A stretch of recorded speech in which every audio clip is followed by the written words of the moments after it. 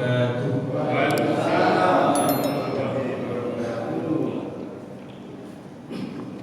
Bismillahirrahmanirrahim. Alhamdulillahirabbil alamin. Wa bihi nasta'in ala umuri dunya waddin. Wassalatu wassalam ala asyrafil anbiya wal mursalin sayyidina wa maulana Muhammadin wa ala alihi wa sahbihi ajma'in. La tadarni fardan wa anta khairul warithin. Rabbi shrah li sadri wa yassir li amri wahlul 'uqdatam min lisani yafqahu qawli. Amma ba'd. Hadratul mukarramin, segenap para jamaah Bapak Ibu hadirin semuanya, jamaah Majelis Taklim Masjid Nurul Islam yang dirahmati oleh Allah Subhanahu wa taala. Syukur walhamdulillah, kita pada hari ini ditakdirkan oleh Allah bisa berkumpul dengan orang-orang soleh, tercermin dalam bacaan sholat di tahiyat akhir, assalamu alayna wa ala ibadillahi sholihin. Ketika Rasulullah diberikan keselamatan oleh Allah, kemudian Nabi tidak berlaku egois, tapi beliau memohon juga agar keselamatan untuk orang-orang soleh. Mudah-mudahan kesalehan kita ini menjadikan sebuah pengikat, tidak hanya saat kita hidup di dunia, tapi semoga pula hingga kelak di akhirat. Allahumma amin. Selanjutnya Bapak Ibu, kita buka halaman 235. Kita sampai juz 3 halaman 235. Pengajian yang ke-67 menerangkan tentang neraka jahim dan malaikat zabaniyah.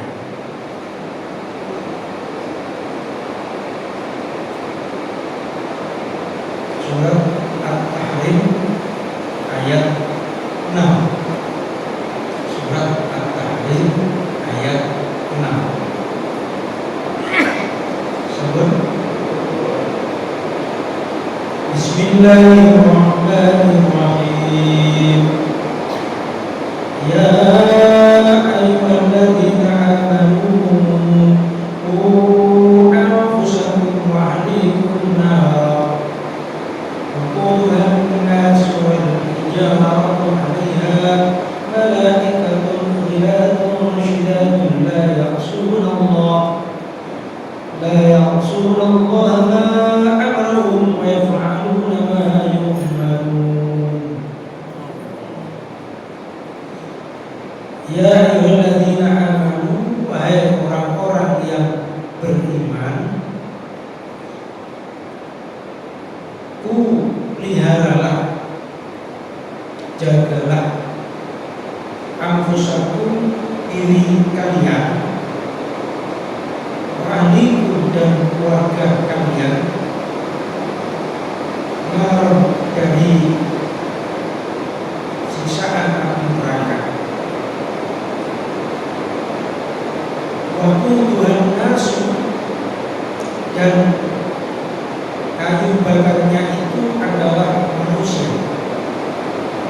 Wal hijarah, dan batu. 'alaiha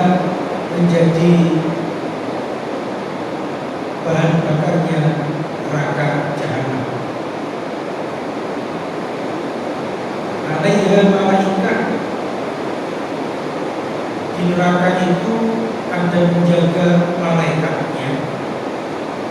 Hilatun yang berbisik, hilat itu kasar, syidadun yang keras,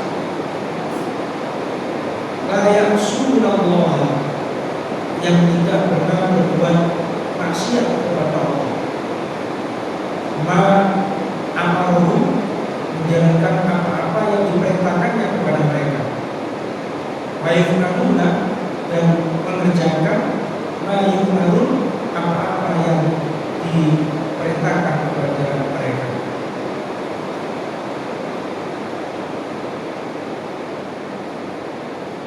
Jadi ayat 6 dari surat At-Tahrim ini Allah memberikan peringatan kepada kita, yaitu kalimat ku, wakoyaki wikoyatan, dari kata wakoyaki wikoyatan, menjaga atau memelihara. Jadi ini adalah sebuah kewajiban dan tanggung jawab seorang bapak atau ayah atau abah, ya, kepala keluarga, untuk mendidik, untuk tarbiyah, mendidik anfusakum, dirinya, ya tentunya dengan cara ngaji seperti ini. Dengan ngaji itu kan tentu memahami mana halal, mana haram, mana hak, mana batil. Ya tentunya ngaji itu seperti yang diajarkan oleh Allah di dalam surat Al-Kahfi. Ketika Nabi Musa itu ditanya oleh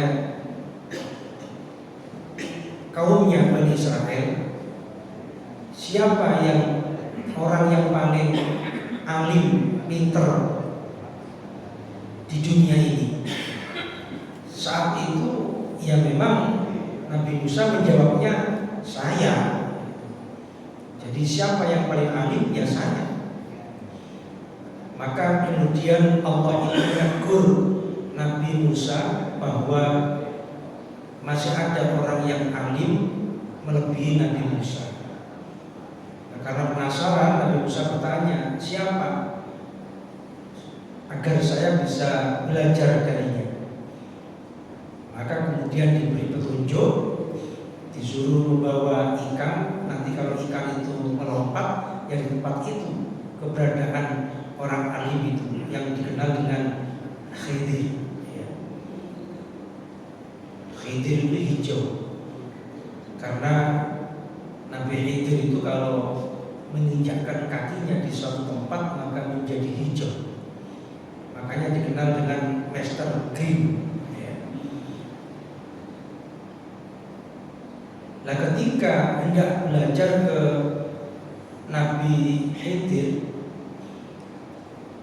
maka disampaikan oleh Nabi Khidir kalau mau belajar itu ya harus legowo, harus rendah hati, harus ada rasa hormat. Kalau masih menunjukkan ego, kalau masih menunjukkan bahwa dia orang pinter, ya udah gak usah belajar. Tentu gak akan bisa sabar. Tapi engkau gak akan bisa sabar dengan saya, kata Nabi.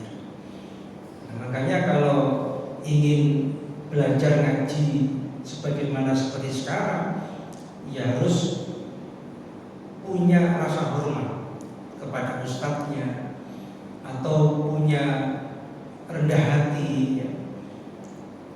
Sebab kalau tidak punya rasa hormat, rendah hati, ya tentu akan berbeda jalan, gak akan bisa.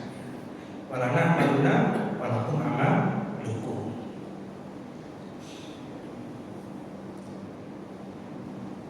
Sehingga akhirnya ya Nabi Musa itu gak sabaran sehingga tidak diterima jadi muridnya. Gimana? Dan mau selalu protes kan gitu. Itu sebuah pembelajaran untuk kita. Jadi ku itu adalah merupakan kewajiban dan tanggung jawab kita untuk mentarbiyah. Jadi pelihara dia mendidik keluarga kita, mendidik, memerintahkan. Sehingga Rasulullah itu pernah dalam sebuah hadis memerintahkan anak agar menjalankan syariat itu ketika usia 7 tahun. Usia 10 tahun kok tidak mau menjalankan syariat, misalnya sholat, misalnya puasa Ramadan dan sebagainya, walaupun pembelajaran, disuruh mukul oleh Nabi. Ya tentu bukan memukul secara tindakan keras ya. Yang bahasa Jawa disambok gitu. Tidak menunjukkan kampleng atau banting yang enggak lah. Itu kan tentu kalau di zaman sekarang kekerasan terhadap anak kan. Jadi perintah Nabi itu bersifat tentu tidak akan mencelakai anak, tapi memberikan efek jerah.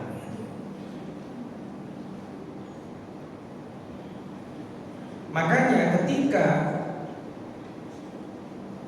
Nabi Khidir itu mempersilakan Nabi Musa belajar kepada beliau, ketika Nabi Khidir itu bertemu seorang anak yang bermain-main, maka anak itu dipegang, dipelontir kepalanya, mati. Ya, barangkali kalau istilah sekarang itu kekerasan terhadap anak, pelanggaran terhadap hak asasi manusia kan. Tapi ada yang tersirat di dalam pembelajaran itu.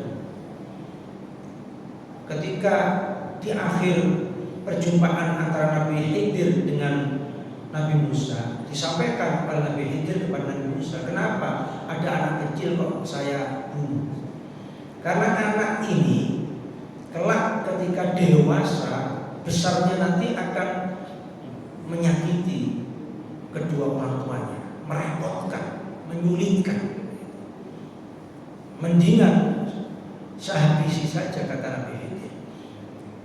Itu merupakan sebuah pembelajaran terkait ayat ini, bahwa kita itu jangan karena sayang terhadap anak yang berlebihan akhirnya iba terhadap anak, kasihan, memanjakan.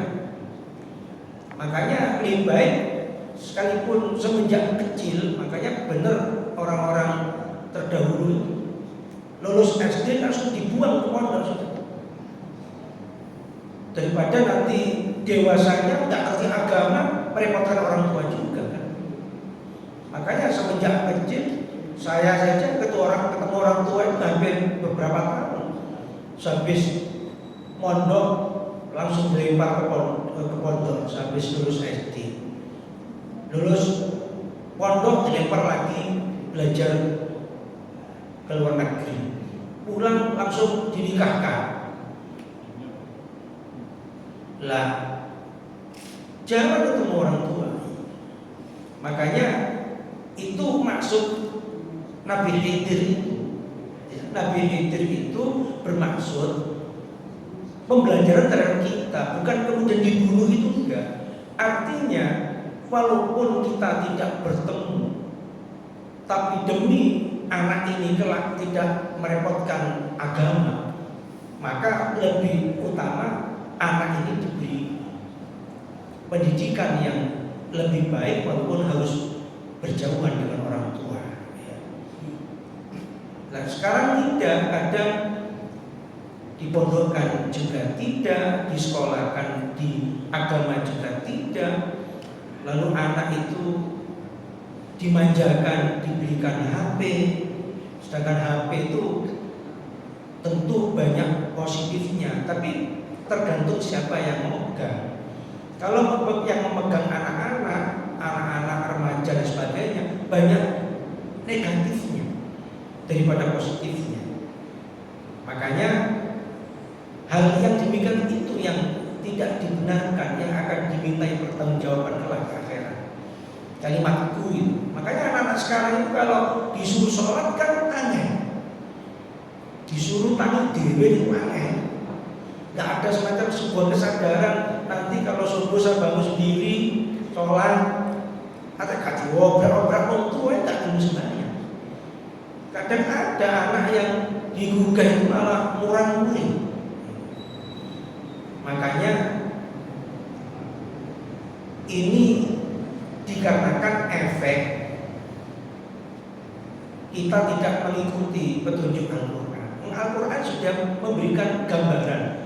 Mulai cilik Nabi Khidir membunuh anak itu. Tujuannya bukan dibunuh, dihilangkan nyawanya. Artinya ya mulai kecil itu ojo tega me anak itu. Ya udah, dididik secara benar, walaupun kita harus berpisah karena anak mondok, harus berpisah karena anak itu belajar dan sebagainya, karena itu akan dimintai pertanggungjawaban kelak kita oleh Allah di akhirat. Walikum likum di sini meliputi tidak hanya anak, ya tentu istri ya, karena ar-rijalu qawwamuna 'alan nisa. Ar-rijaluna qawwamuna 'alan nisa, karena laki-laki itu adalah menguasai mereka, ya anak ya istri, sehingga termasuk salah satu bentuk nafkah kepada anak istri itu bukan hanya materi, tapi juga ilmu, ya ilmu.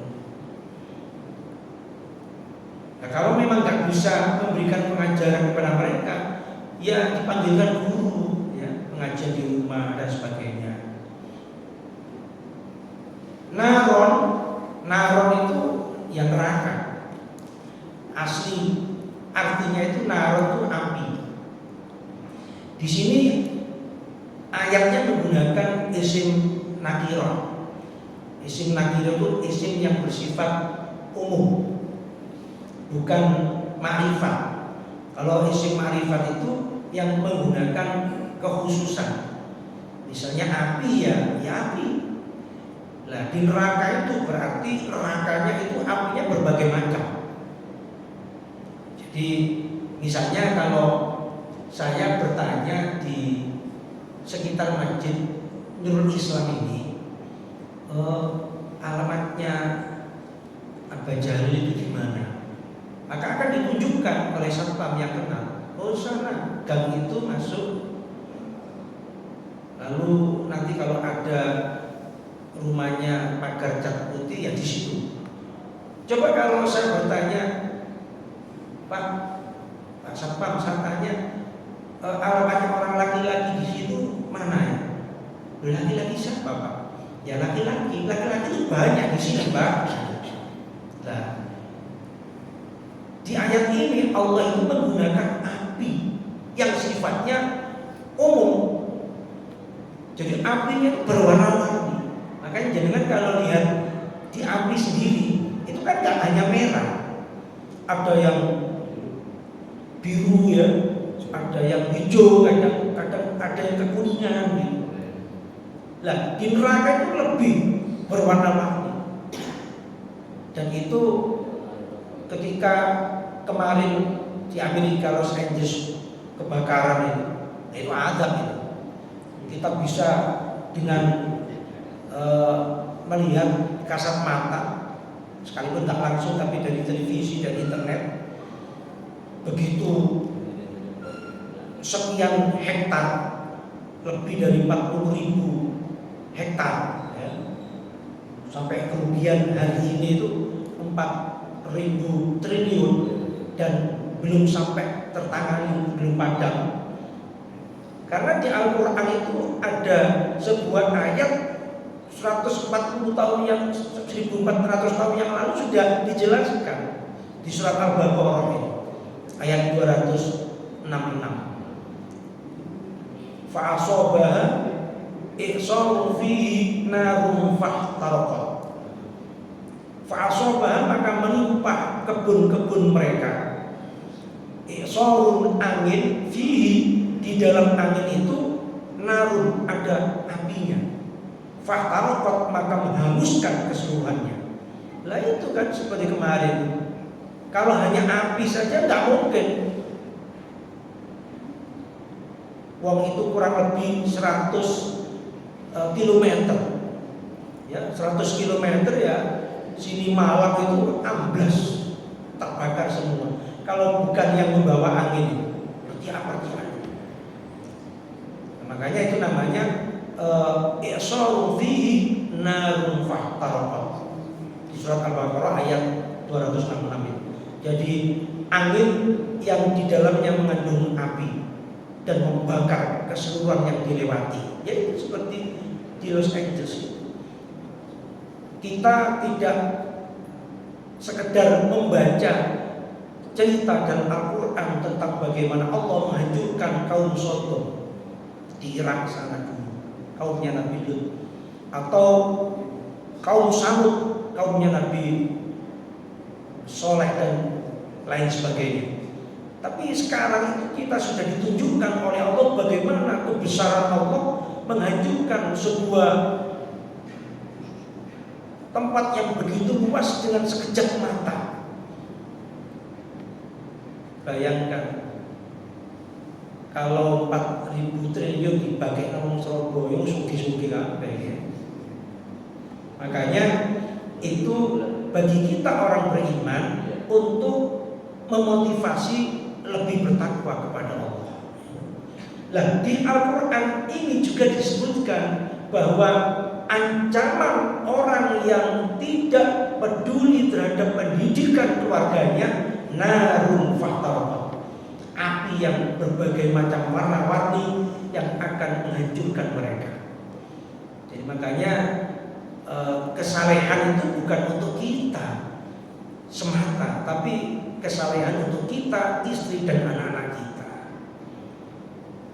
Waquduhan nasu, yang bahan bakarnya itu adalah manusia, ya, orang-orang kafir, orang-orang yang tidak bertanggung jawab pada keluarganya, orang-orang pendosa yang belum bertobat, wal hijarah, dan juga batu. Batu itu yang dimaksud bisa para ahli tafsir menafsir itu berhala-berhala orang-orang kafir yang disumpah itu. Sedangkan sebagian ahli tafsir ya memang di neraka itu ada bebatuan yang bisa menjadi bahan bakar neraka. Di dunia aja ada kok, seperti belerang ya, fosfor ya, dan berbagai macam bebatuan yang bisa membakar, bisa panas. Makanya ketika Rasulullah ditanya salah satu sahabat, ya Rasul, apakah sama apa batu di dunia dengan batu di akhirat, di neraka ini? Ya beda. Sebab batu di neraka itu besarnya melebihi besarnya gunung-gunung di dunia. Nah kalau batu di dunia kan kecil-kecil ya, sak gede ini sak omah itu aja.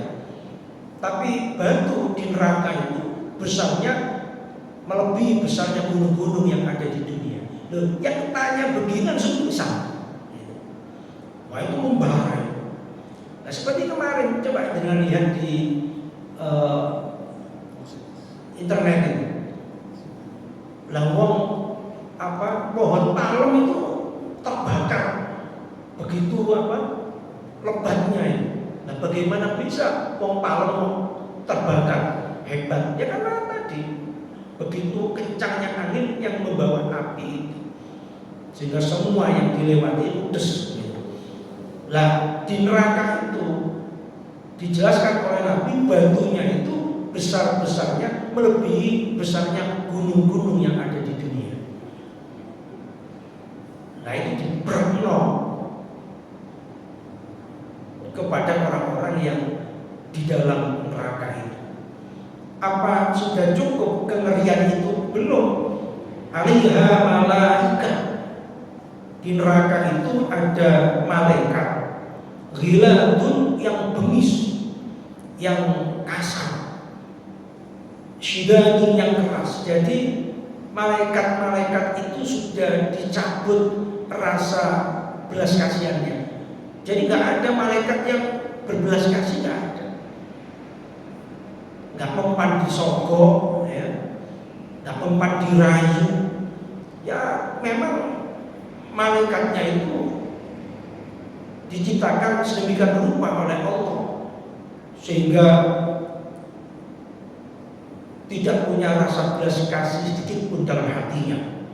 Tangis keras gitu. Enggak boleh ngomong temenan, jejak temenan begitu. Enggak nanggung-nanggung gitu. Kalau di dunia ini kan masih ada belas kasih, masih ada disogok nulis meleleh, ya. La ya'sunallah, yang tidak pernah ingkar kepada Allah. Ya udah, nggak pernah ingkar, nggak pernah kemudian malaikat itu berselisih dengan Allah. Semua perintah Allah itu tidak pernah dilanggarnya, ya. Sekecil apapun dijalankan. Ma'amaruhum wa yaf'aluna ma yu'maru, dan mengerjakan apa yang diperintah.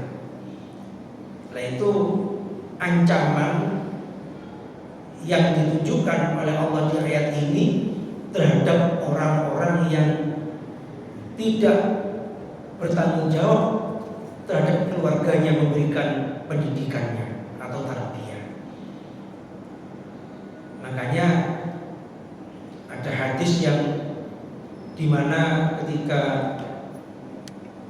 seseorang hendak menuju surga lalu dihadang oleh keluarganya, salah satunya anaknya, lalu kemudian minta pertanggungjawaban terhadap Allah karena kesesatan yang dilakukan anak itu, tidak lepas karena orang tua itu tidak bertanggung jawab terhadap pendidikannya, terhadap agamanya dan sebagainya.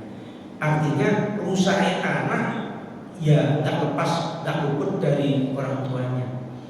Sehingga orang tua yang seharusnya lah masuk surga langsung, ya akhirnya melok mampir ke neraka bersama anaknya. Na'udzubillah. Ya artinya begini, orang Islam itu semuanya kan masuk surga, pasti semuanya masuk surga. Tapi kan ada klasifikasi, ada yang masuk surga langsung tanpa hisab, ada yang melalui hisab tapi mudah ringan kemudian ke surga, ada yang hisab tapi berat, tapi karena amalnya lebih baik, kebaikannya lebih berat daripada dosanya, diampuni oleh Allah, masuk surga. Tapi ada orang yang hisabnya itu condong lebih berat terhadap dosa-dosa besarnya. Nah ini yang mampir itu. Nah, termasuk orang tua yang tidak tanggung jawab terhadap pendidikan anak-anaknya. Nah, ini mampir dulu. Ya walaupun nanti berapa lama di neraka, ya wallahu a'lam, tergantung kesalahannya kan.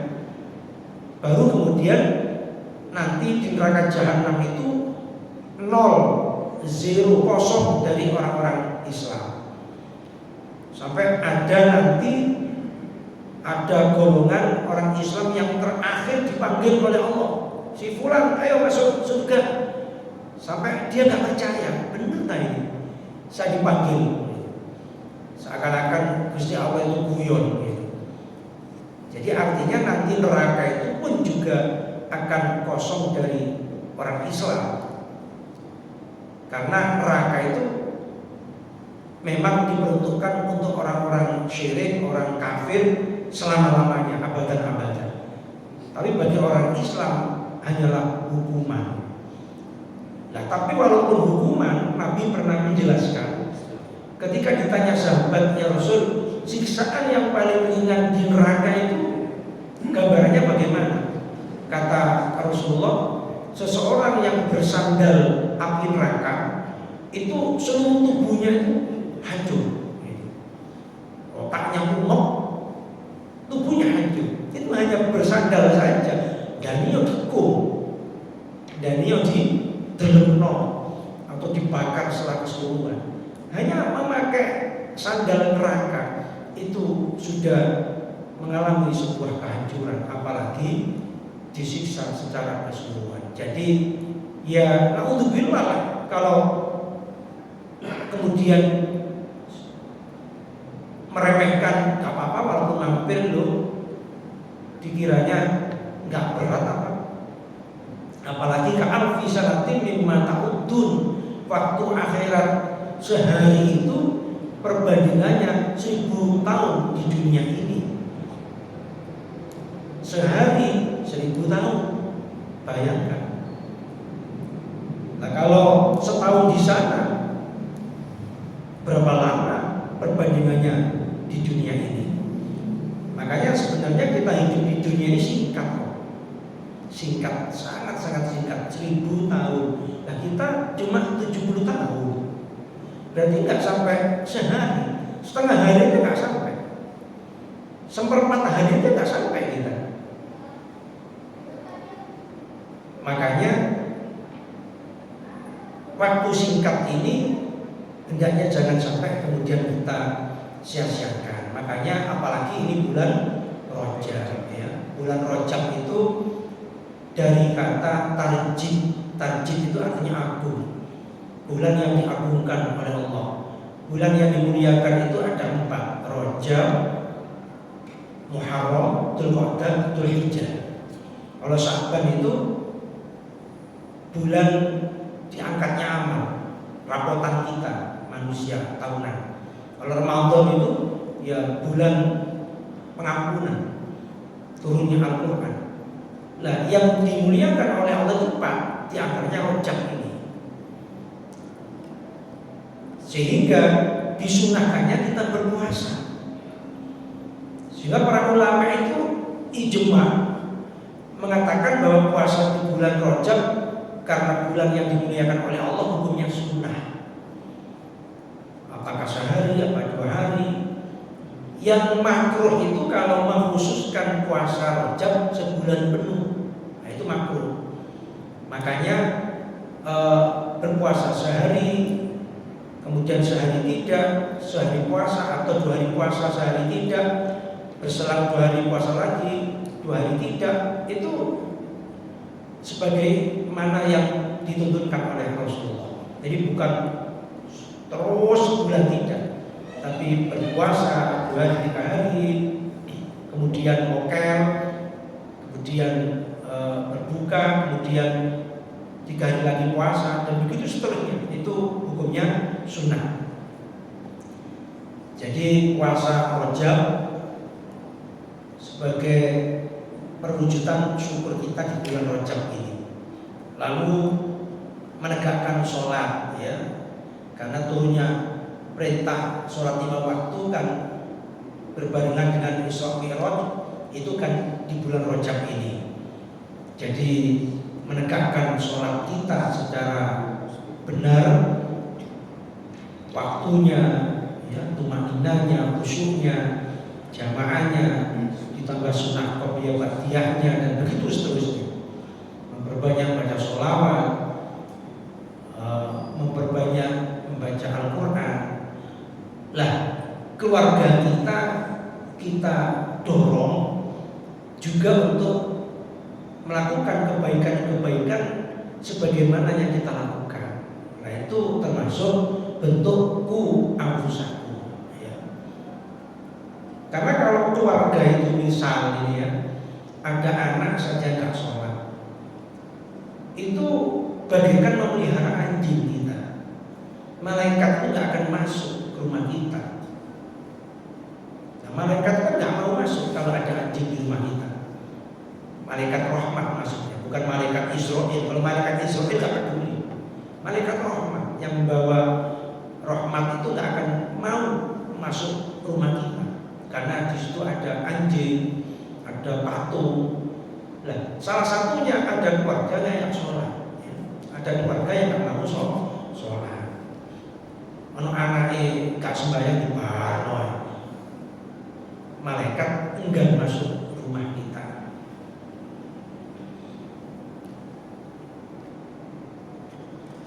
Sampun bisa. Ada yang menyampaikan pertanyaan sebelum saya lanjutkan?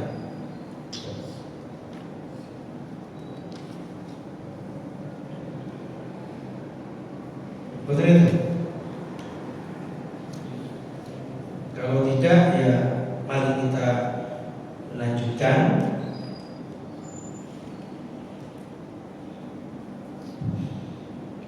Dibuka yaitu halaman 238.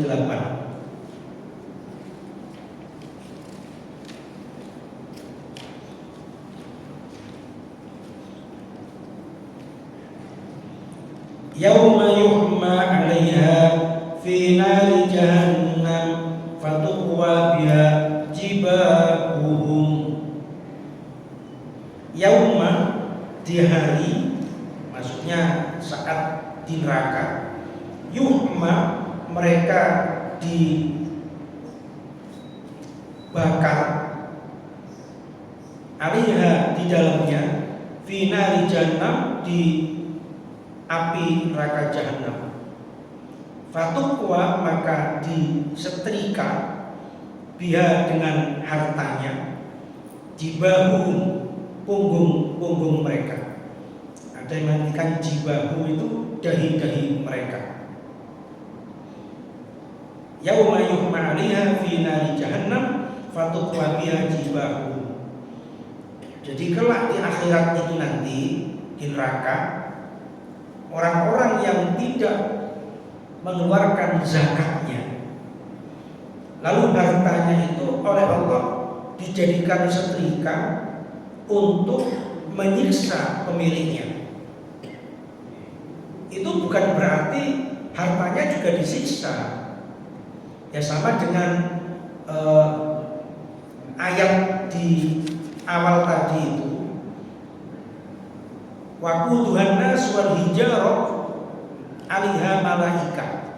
Ada yang menafsirkan itu berhala-berhala, batu-batu berhala. Bukan berarti berhalanya ikut disiksa, boten. Salah apa itu berhala? Salah apa batu? Batu gak minta disembah. Ya salahnya manusia. Ya sama dengan harta itu. Harta itu kan gak minta untuk tidak dizakatkan. Kan harta itu diem saja. Nah orangnya itu saja yang menyimpan eman untuk mengeluarkannya. Makanya bukan berarti harta yang dijadikan serika di akhirat, di neraka juga itu disiksa, bukan, ya orangnya itu. Nah makanya kalau pajak enak ya, kalau pajak enak. Pajak itu ada yang menagih ya, pajak rumah, pajak tanah, pajak mobil. Nah kalau zakat siapa yang menagih? Apalagi di negeri kita bukan negeri Islam. Kalau orang itu tidak memiliki keimanan yang kuat dan kesadaran yang benar-benar sadar, tentu akan terasa berat untuk mengeluarkan zakat itu sendiri. Sehingga harta itu dijadikan oleh Allah kelak di neraka itu bersama-sama pemiliknya. Nah ketika harta dimasukkan neraka juga gak kesakitan loh. Ngapain harta kesakitan? Ya gak sakit, justru yang akan menjadikan pesakitan bagi orang yang masuk neraka itu. Jadi akan dijadikan alat untuk supaya tahu gitu loh, dunia biyen yang kamu sayang, yang kamu eman-eman, yang kamu pelihara, ternyata bukannya manfaat, malah hartamu itu menjadi musuhmu di neraka ini. Jadi jauh-jauh Allah itu sudah mengingatkan kita. Ya sama dengan anak istri itu.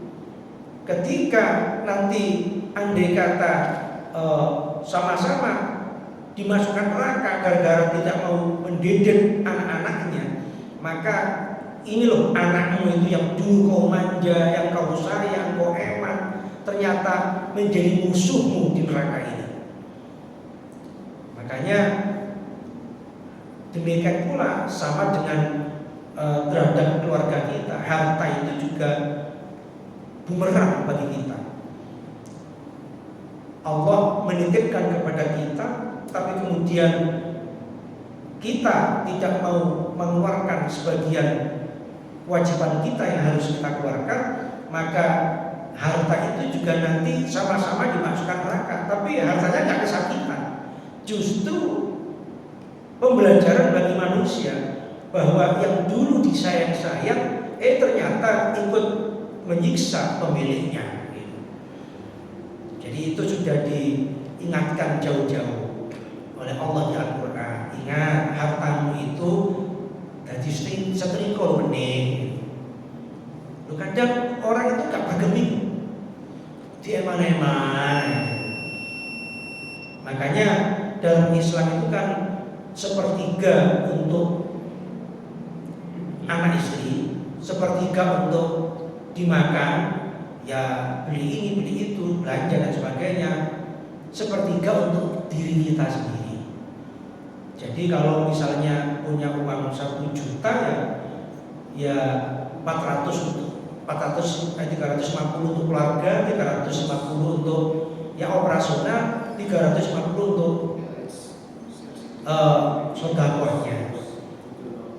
Lah terkadang nggak sampai sepertiganya yang untuk kita sendiri, bahkan semuanya untuk bekal diwaris keluarga, atau bisa jadi untuk operasional keluarga.